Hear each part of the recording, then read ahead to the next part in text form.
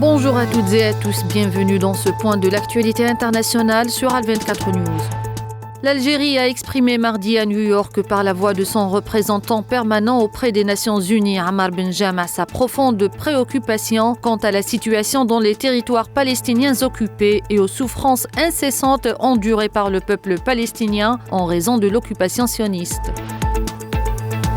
La haute représentante de l'Union européenne pour les affaires étrangères et la politique de sécurité, Kaja Kallas, a appelé mardi à la levée de tous les obstacles à une aide d'ampleur à la bande de Gaza, alors que l'occupation sioniste bloque depuis le 2 mars l'entrée de l'aide humanitaire dans le territoire palestinien. L'Iran a confirmé aujourd'hui des pourparlers sur le nucléaire vendredi à Pékin avec la Chine et la Russie, parties prenantes d'un accord international conclu en 2015 et duquel se sont retirés unilatéralement les États-Unis. Le chancelier allemand Olaf Scholz a déclaré qu'il appartient désormais au président russe Vladimir Poutine de prendre position après que l'Ukraine a accepté une proposition américaine pour un cessez-le-feu immédiat de 30 jours avec Moscou.